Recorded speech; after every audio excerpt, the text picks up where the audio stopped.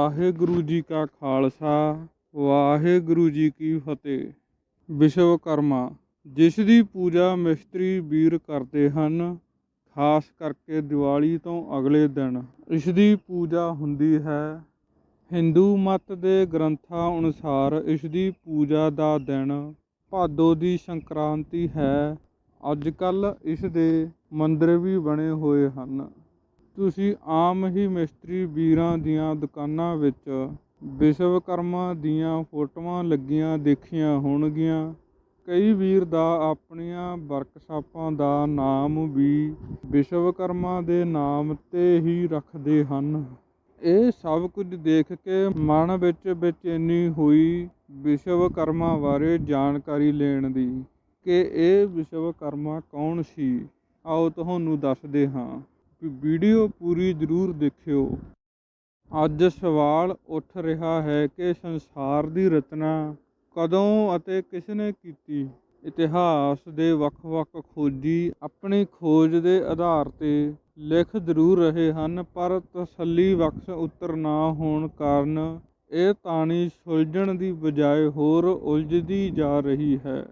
ਸ੍ਰੀ ਗੁਰੂ ਨਾਨਕ ਦੇਵ ਜੀ ਜਪਜੀ ਸਾਹਿਬ ਜੀ ਦੀ 21ਵੀਂ ਪੌੜੀ ਵਿੱਚ ਬੜਾ ਸਪਸ਼ਟ ਉੱਤਰ ਦਿੰਦੇ ਹਨ। ਤਿਤ ਵਾਰ ਨਾ ਜੋਗੀ ਜਾਣੇ, ਰੁੱਤ ਮਹ ਨਾ ਕੋਈ, ਜਾ ਕਰਤਾ ਸਿਰ ਠੀਕ ਕਿਉਂ ਸਾਜੇ, ਆਪੇ ਜਾਣੇ ਸੋਈ। ਜਿਵੇਂ ਮਿਥਿਹਾਸ ਅਨੁਸਾਰ ਬਾਰਿਸ਼ ਦਾ ਦੇਵਤਾ ਇੰਦਰ ਮੰਨਿਆ ਜਾਂਦਾ ਹੈ, ਧਨ ਦੀ ਦੇਵੀ ਲਕਸ਼ਮੀ ਹੈ, ਵਿੱਦਿਆ ਅਤੇ ਸੰਗੀਤ ਦੀ ਦੇਵੀ ਸਰਸਵਤੀ ਨੂੰ ਮੰਨਿਆ ਜਾਂਦਾ ਹੈ। ਇਸੇ ਤਰ੍ਹਾਂ ਬਾਬਾ ਵਿਸ਼ਵਕਰਮਾ ਜੀ ਨੂੰ ਦਸਤਕਾਰੀ ਦਾ ਦੇਵਤਾ ਕਿਹਾ ਜਾਂਦਾ ਹੈ। ਵਿਸ਼ਵਕਰਮਾ ਜੀ ਬਹੁਤ ਵਧੀਆ ਸ਼ਿਲਪਕਾਰ ਸਨ। ਉਹਨਾਂ ਨੂੰ ਭਵਨ ਕਲਾ ਨਿਰਮਾਣ ਦੇ ਮੋਢੀ ਮੰਨਿਆ ਜਾਂਦਾ ਹੈ। ਰਿਗਵੇਦ ਵਿੱਚ ਸ੍ਰੀ ਵਿਸ਼ਵਕਰਮਾ ਜੀ ਨੂੰ ਸਰਬਦਰਸ਼ੀ ਦੱਸਿਆ ਗਿਆ ਹੈ। ਇਸ ਦੀ ਪੁਸ਼ਟੀ ਜਰਮਨ ਲੇਖਕ ਮਿਸਟਰ ਮੈਨਰੇਗਰ ਆਪਣੀ ਪੁਸਤਕ ਹਿਸਟਰੀ ਆਫ ਦੀ ਵਰਲਡ ਵਿੱਚ ਕਰਦਾ ਹੈ।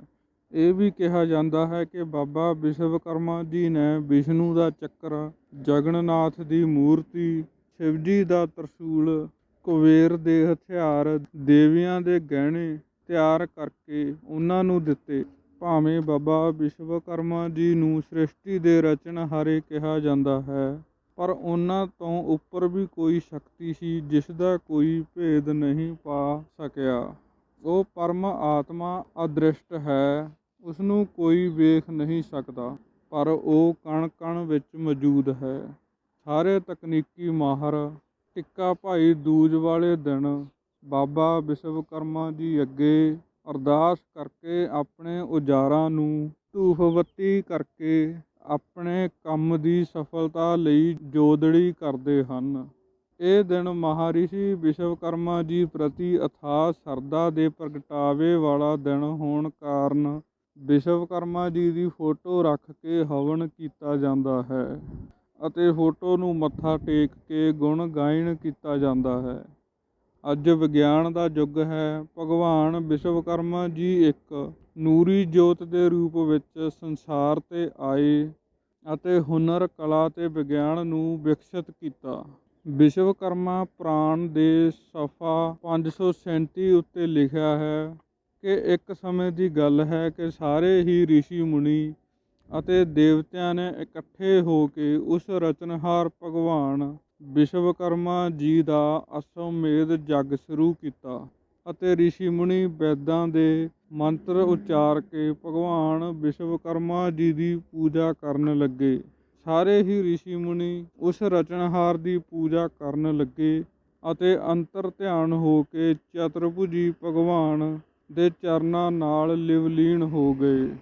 ਇਨ੍ਹਾਂ ਸੇਵਾ ਭਾਵ ਅਤੇ ਤਪੱਸਿਆ ਤੋਂ ਖੁਸ਼ ਹੋ ਕੇ ਆਕਾਸ਼ ਵਿੱਚੋਂ ਗੈਬੀ ਆਵਾਜ਼ ਆਈ, ਜਾਂ ਜਿਸ ਨੂੰ ਰਿਸ਼ੀ ਲੋਕ ਆਕਾਸ਼ਬਾਣੀ ਵੀ ਕਹਿੰਦੇ ਹਨ। ਹੇ ਰਿਸ਼ੀਓ, ਤੁਹਾਡੀ ਸੇਵਾ ਅਤੇ ਭਗਤੀ ਭਾਵ ਤੋਂ ਮੈਂ ਬਹੁਤ ਹੀ ਖੁਸ਼ ਹੋਇਆ ਹਾਂ ਅਤੇ ਤੁਸੀਂ ਵਰ ਮੰਗੋ, ਕੀ ਮੰਗਣਾ ਚਾਹੁੰਦੇ ਹੋ।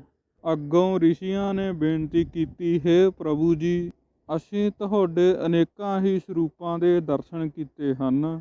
ਪਰ ਸਾਡੇ 'ਤੇ ਕਿਰਪਾ ਕਰੋ ਅਤੇ ਸਾਨੂੰ ਸ੍ਰਿਸ਼ਟੀ ਰਚਣ ਵਾਲਾ ਸਰੂਪ ਦਿਖਾਓ, ਜਿਸ ਸਰੂਪ ਵਿੱਚ ਤੁਸੀਂ ਇਹ ਸਾਰੀ ਹੀ ਸ੍ਰਿਸ਼ਟੀ ਦੀ ਰਚਨਾ ਕੀਤੀ ਹੈ।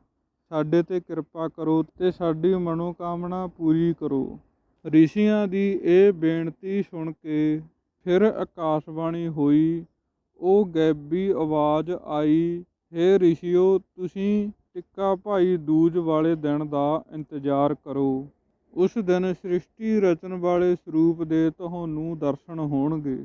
ਇਹ ਗੈਬੀ ਆਵਾਜ਼ ਸੁਣ ਕੇ ਸਾਰੇ ਹੀ ਰਿਸ਼ੀ ਮੁਨੀ ਬਹੁਤ ਖੁਸ਼ ਹੋਏ ਅਤੇ ਟਿੱਕਾ ਭਾਈ ਦੂਜ ਵਾਲੇ ਦਿਨ ਦਾ ਇੰਤਜ਼ਾਰ ਕਰਨ ਲੱਗੇ। ਇੱਕ ਇੱਕ ਮਿੰਟ ਸਕਿੰਟ ਵੀ ਸਾਲ ਵਾਂਗੂ ਬੀਤਦਾ ਸੀ। ਇੰਤਜ਼ਾਰ ਕਰਦਿਆਂ ਟਿੱਕਾ ਭਾਈ ਦੂਜ ਵਾਲਾ ਦਿਨ ਵੀ ਆ ਗਿਆ ਤਾਂ ਕੀ ਦੇਖਦੇ ਹਨ ਕਿ ਵਿਸ਼ਵਕਰਮਾ ਮੰਦਰ ਅੰਦਰ ਇੱਕ ਬੜਾ ਭਾਰੀ ਬੋਹੜ ਦਾ ਦਰਖਤ ਸੀ। ਉਸ ਦੇ ਥੱਲੇ ਰਚਨਹਾਰ ਭਗਵਾਨ ਵਿਸ਼ਵਕਰਮਾ ਜੀ ਦੇਵਤਿਆਂ ਸਮੇਤ ਆਸਣ ਲਗਾਈ ਬੈਠੇ ਸਨ। ਰਿਸ਼ੀਆਂ ਮੁਨੀਆਂ ਅਤੇ ਸਾਰੇ ਹੀ ਲੋਕਾਂ ਨੇ ਹੁਮ ਹੁਮਾ ਕੇ ਪ੍ਰਭੂ ਦੇ ਦਰਸ਼ਨ ਕੀਤੇ, ਜਿਸ ਦੇ ਸਰੂਪ ਦਾ ਸਾਮ ਰੰਗ ਸੀ ਅਤੇ 5 ਮੁੱਖ ਸੀ ਅਤੇ 10 ਬਾਹਾਂ ਸੀ, ਜੋ ਸ੍ਰਿਸ਼ਟੀ ਦੀ ਰਚਨਾ ਕਰ ਰਹੀਆਂ ਸਨ। ਅਤੇ ਪ੍ਰਭੂ ਜੀ ਦੇ ਸੱਜੇ ਤੇ ਖੱਬੇ ਪਾਸੇ ਰਿਸ਼ੀ ਮੁਨੀ ਪ੍ਰਭੂ ਜੀ ਦਾ ਧਿਆਨ ਲਗਾ ਕੇ ਬੈਠੇ ਸਨ।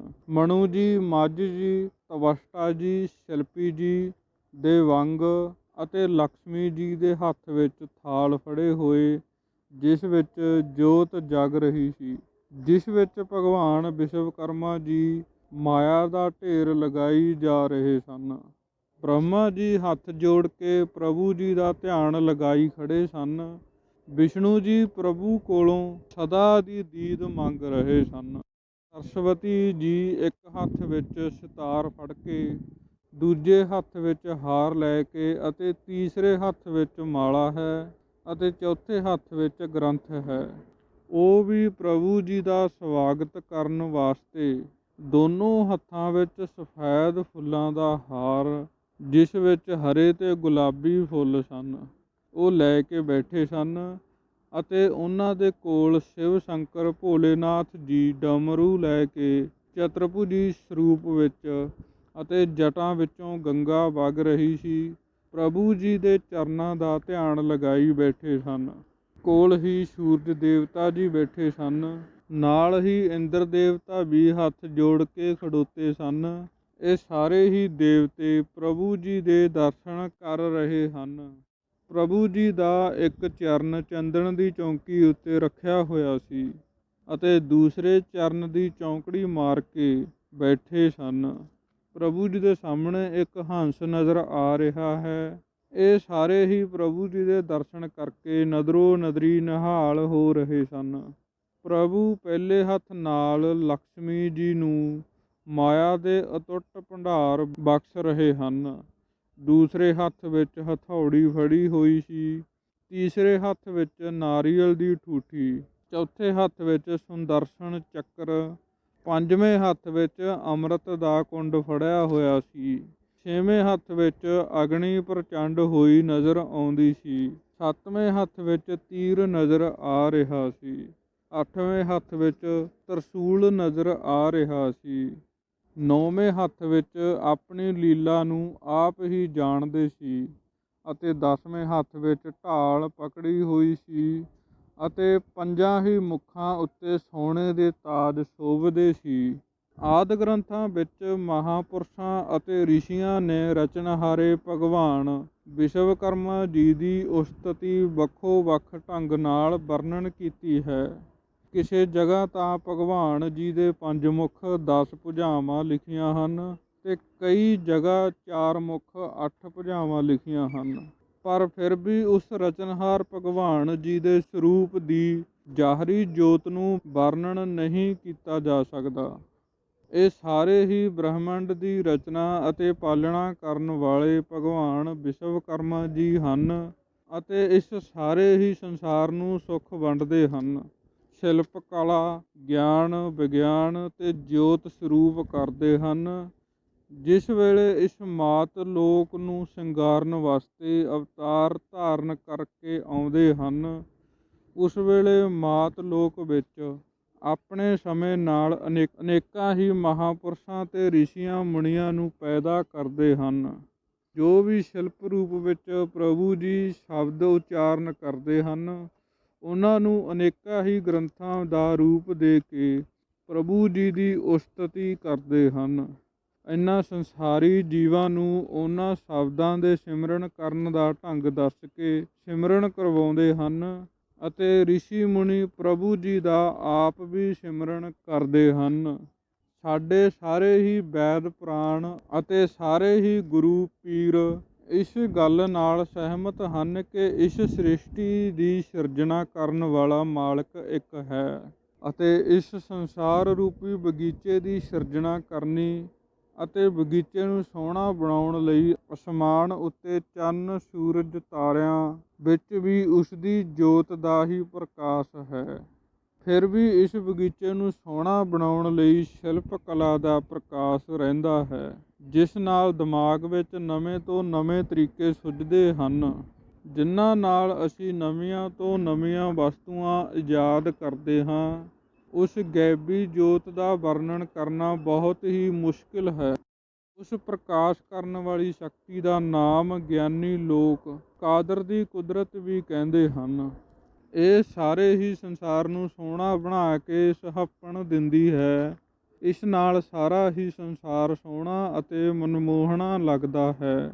ਇਸ ਜੋਤ ਨੂੰ ਸਤਿਨਾਮ ਕਰਤਾ ਪੁਰਖ ਵਾਹਿਗੁਰੂ ਰਾਮ ਰਹੀਮ ਵਿਸ਼ਵਕਰਮਾ ਜੀ ਵੀ ਕਿਹਾ ਜਾਂਦਾ ਹੈ, ਪਰ ਇਸ ਸ੍ਰਿਸ਼ਟੀ ਦੇ ਰਚਣ ਦਾ ਪਤਾ ਨਹੀਂ ਲੱਗ ਸਕਿਆ ਕਿ ਭਗਵਾਨ ਨੇ ਇਸ ਸ੍ਰਿਸ਼ਟੀ ਦੀ ਰਚਨਾ ਕਦੋਂ ਤੇ ਕਿਵੇਂ ਕੀਤੀ ਸੀ।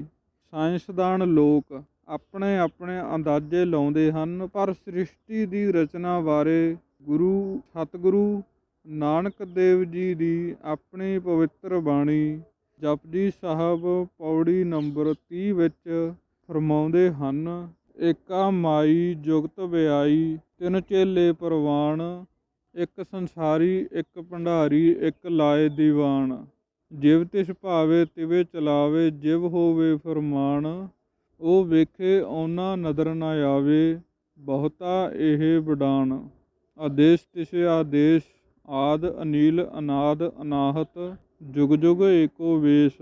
ਵਿਸ਼ਵਕਰਮਾ ਦਿਵਸ ਜੋ ਬਾਬਾ ਜੀ ਨੂੰ ਸਮਰਪਿਤ ਹੈ, ਉਹਨਾਂ ਦੇ ਸ਼ੁਭ ਅਵਸਰ ਉੱਤੇ ਹਰ ਰਾਜ ਮਿਸਤਰੀ, ਤਰਖਾਣ, ਔਜ਼ਾਰਾਂ ਦੇ ਨਿਰਮਾਤਾ ਅਤੇ ਹਰ ਪ੍ਰਕਾਰ ਦੀ ਵਰਕਸ਼ਾਪ ਮਸ਼ੀਨਰੀ ਦੀ ਵਰਤੋਂ ਕਰਨ ਵਾਲੇ ਸਭ ਵਿਸ਼ਵਕਰਮਾ ਜੀ ਦੀ ਕਿਰਤ ਦੇ ਦੇਵਤੇ ਦੇ ਰੂਪ ਵਿੱਚ ਪੂਜਾ ਕਰਦੇ ਹਨ।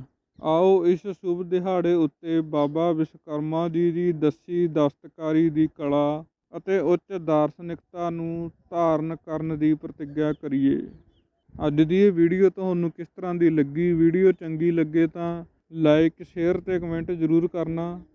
ਇਤਿਹਾਸ ਨਾਲ ਜੁੜੀਆਂ ਹੋਰ ਵੀਡੀਓ ਦੇਖਣ ਲਈ ਚੈਨਲ ਨੂੰ ਸਬਸਕ੍ਰਾਈਬ ਕਰਨਾ ਨਾ ਭੁੱਲਿਓ। ਵਾਹਿਗੁਰੂ ਜੀ ਕਾ ਖਾਲਸਾ, ਵਾਹਿਗੁਰੂ ਜੀ ਕੀ ਫਤਿਹ।